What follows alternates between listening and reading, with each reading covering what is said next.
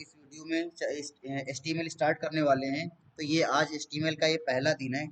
तो हम लोग क्या करते हैं, HTML की सहायता से हम लोग वेब पेज बनाते हैं। क्या बनाते हैं? वेब पेज बनाते हैं। जैसे कि आप लोग इंटरनेट में जाते हो और इंटरनेट में जा करके देखते हो वेबसाइट, है ना। ये देखो हमारी ये वेबसाइट बनी है। तो ये हमारा पूरा एक वेब पेज है। ये क्या है? ये वेब पेज है, ठीक है। अब यहाँ पर इसमें क्या किया कि यहाँ पे आपको बहुत सारे लिंक दिए गए हैं। अगर इनमें से आप RR टीम जो पिक्चर आई थी, अगर उसके बारे में देखना चाहते हो तो इसमें क्लिक कर दोगे। तो इसमें क्लिक करते ही देखो एक दूसरा पेज खुलेगा और इसमें RRR मूवी के पूरी डिटेल यहाँ पर दी गई होगी, ठीक है। फिर वापस बैक आते, देखो उस एक ही वेबसाइट है reddit.com। तो उसका पहला पेज ये है, तुम देख रहे थे। और फिर उसके बाद हम लोग कहाँ गए? उसके बाद हमने यहाँ पे हाई आई एम मैरिड इसमें गए, इसमें क्लिक कर दिया। तो यहाँ पर देखोगे कि इसका एक पेज और आ गया, ठीक है। तो ऐसे बहुत सारे पेज क्या हैं, इस वेबसाइट से क्या है, जुड़े हुए हैं। तो हम लोग केवल केवल एक पेज बनाना सीखने जा रहे हैं, ठीक है। और फिर उन सारे पेजेस को आपस में क्या कर देंगे, जोड़ देंगे। तो हमारी पूरी की पूरी क्या बन जाएगी, वेबसाइट बन जाएगी, ठीक है। तो हम पहले केवल एक सिंगल पेज, जैसे एक सिंगल पेज बनाएंगे। तो जब भी HTML में आपको काम करना है तो नोटपैड में आपको इतना मैटर लिखना ही पड़ेगा। ये आपको बाद में डिटेल बता देंगे ये क्या होते हैं, क्यों होते हैं और क्यों लिखते हैं हम लोग। तो अभी आप केवल इतना देखो कि हमारे HTML डॉक्यूमेंट में दो सेक्शन होते हैं। एक देखो हमारा हेड सेक्शन होता है और दूसरा हमारा बॉडी सेक्शन होता है, ठीक है। एक हमारा कौन सा हेड सेक्शन होता है और दूसरा हमारा कौन सा होता है, बॉडी सेक्शन होता है, ठीक है। तो हमको सारा काम बॉडी सेक्शन में करना होता है। हेड सेक्शन में जो काम होता है वो इंटरनल काम होता है।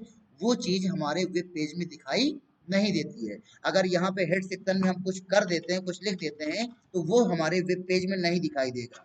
दिखाई केवल वही चीज देगी जो आपने कहाँ पे लिखा होगा, बॉडी में लिखा होगा। वही चीज वेब पेज में आपके दिखेगी, ठीक है। तो आपको ये याद रखना है कि इतनी चीज आपको डेली टाइप करनी ही करनी है, ठीक है। हेड, बॉडी, HTML, ये सारे इनको बोलते हैं टैग। क्या बोलते हैं? टैग बोलते हैं, ठीक है। जैसे कि एमएस वर्ड में हम लोग क्या बोलते थे, ऑप्शंस। क्या बोलते थे? ये बोल्ड ऑप्शन है, ये इटैलिक ऑप्शन है, ये अंडरलाइन ऑप्शन है। उसी तरीके से यहाँ पर HTML में ऑप्शन नहीं बोलते, उसी चीज को टैग बोलते हैं। क्या बोलते हैं? टैग, TAG टैग बोलते हैं, ठीक है। तो अब देखो ये यहाँ पे हम तुमको टैग बताना चालू करते हैं। तो देखो पहले MS वर्ड जब आपने सीखा था तो आपने पहले दिन बोल्ड करना, इटैलिक करना और अंडरलाइन करना, ये सारे ऑप्शन नीचे वाले सीखे थे, ठीक है। तो यही सारी चीजें हम लोग चल करके HTML में कैसे करेंगे ये देखते हैं। तो देखो HTML में गए, यहाँ पर नोटपैड में, और यहाँ पे हमने लिखा hi, this this is my first web page, ठीक है। अब हम इसको पहले सैंपल देखना चाहते हैं कि ये हमारा जो हमने बना रहा है ये हमारा वेबसाइट में कैसा दिखेगा, यानी कि इंटरनेट में ये पेज हमारा कैसा दिखेगा। तो इसके लिए पहले हम इस फाइल को सेव करा लेते हैं। तो फाइल पे गए, फाइल पे जाने के बाद सेव एज पे गए, सेव एज पे जाने के बाद यहाँ पर कहीं पर भी आप सेव करा लो। तो हमने यहाँ पे डॉक्यूमेंट्स के अंदर हमने फाइल का नाम दे दिया elfia.html। क्या देना है? elfia.html। तो नाम तुम कुछ भी दो, तुम कुछ भी दोगे, लेकिन साथ में क्या लगाना है, .html लगाना है, ठीक है। .html लगाओगी तब भी चलेगा, या .htm लगाओगी तब भी चलेगा। तो हमने यहाँ पर HTML पूरा लगा दिया, ठीक है। हाइपर टेक्स्ट मार्कअप लैंग्वेज, ठीक है। तो यहाँ पे elfia.html लगाया और इतना करने के बाद हमने इसको कहाँ पे सेव कर रहे हैं, डॉक्यूमेंट्स में।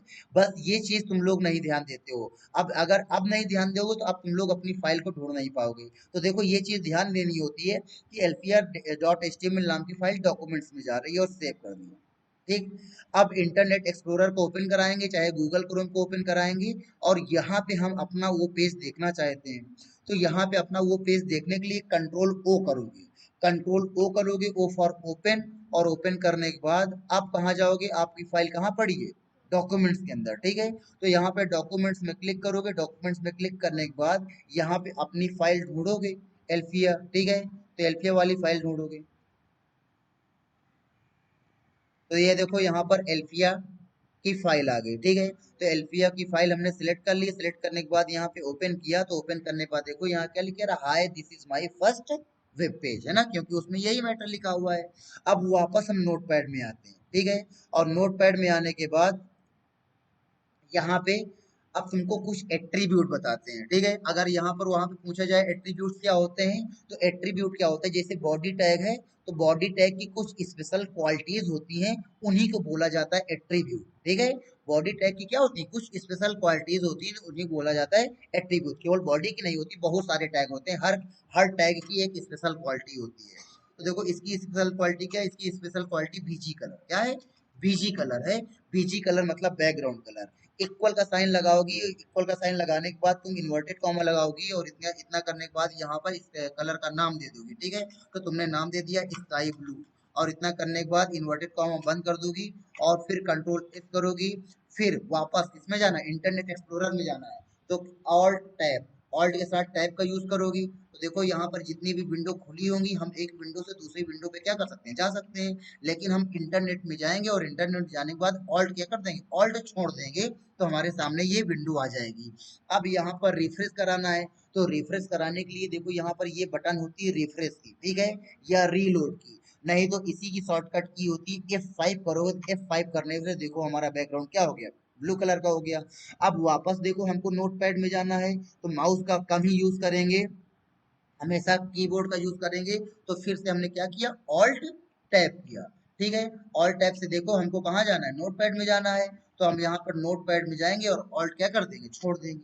अब देखो उसके बाद यहाँ पर इसका दूसरा एट्रीब्यूट होता है टेक्स्ट, क्या होता है, टेक्स्ट होता है, ठीक है। TEXT, टेक्स्ट लिखोगी, और टेक्स्ट लिखने के बाद इक्वल का साइन लगाओगी, इन्वर्टेड कॉमा लगाओगी, और यहाँ लिख दिया तुमने YELLOW, LLOW, और इन्वर्टेड कॉमा बंद कर देना है, ठीक है। कंट्रोल एस करना है, कंट्रोल एस से ये फाइल क्या हो गई, सेव हो गई। ऑल्ट के साथ हमने क्या किया, टैप किया, और फिर यहाँ पे F5 किया, तो F5 से देखो हमारा मैटर किस कलर का हो गया, येलो कलर का हो गया, ठीक है। फिर वापस ऑल्ट के साथ टाइप करेंगे, टाइप करने के बाद नोट पैड में गए, और फिर यहाँ पे अगर तुम बैकग्राउंड नहीं लगाना चाहते हो, कलर नहीं लगाना चाहते हो, तो फिर यहाँ पे कलर को हम हटा देते हैं, ठीक है।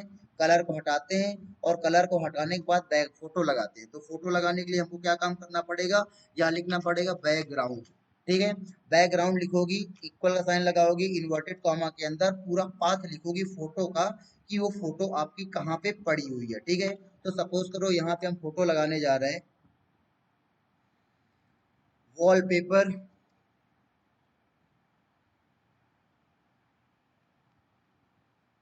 ठीक है।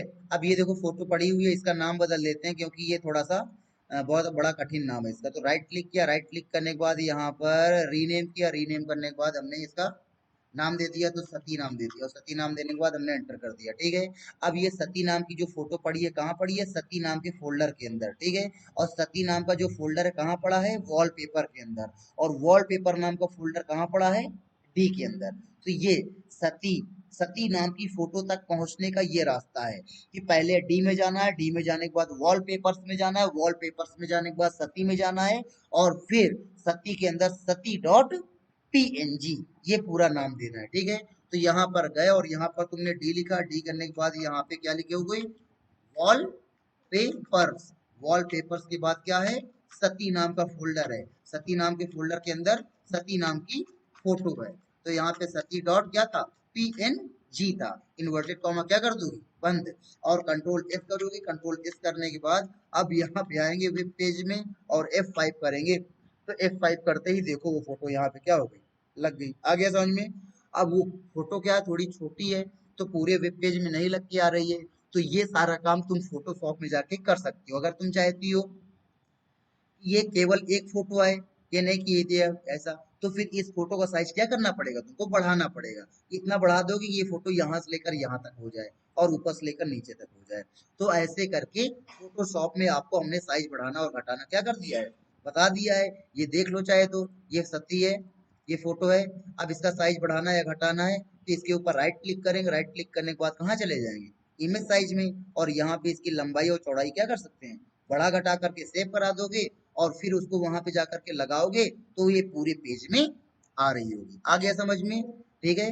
तो अभी हमने तुमको केवल तीन चीजें बताई, क्या बताया, एक हमने तुमको बीजी कलर बताया, जिससे कलर तुम चेंज कर सकती हो बैकग्राउंड का, एक हमने तुमको बैकग्राउंड बनाना बताया, जिससे अपनी फोटो लगा सकती हो, और एक हमने तुमको टेक्स्ट बताया, जिससे तुम क्या कर सकती हो, अपने मैटर का कलर क्या कर सकती हो, चेंज कर सकती हो, ठीक है। तो ये तीनों एट्रीब्यूट, ये हेडिंग अगर डालोगे तो बोलोगी एट्रीब्यूट्स ऑफ बॉडी टैग, क्योंकि ये तीनों किसके एट्रीब्यूट है, बीजी कलर, बैकग्राउंड, टेक्स्ट, ये तीनों किसके एट्रीब्यूट है, बॉडी के एट्रीब्यूट है। ठीक है, तो इस ऐसे हम ये नोट्स आपको भेज देंगे। अभी आप जाइए और जाकर के ये जितना हमने बताया इसका प्रैक्टिस कीजिए, कर लेगी।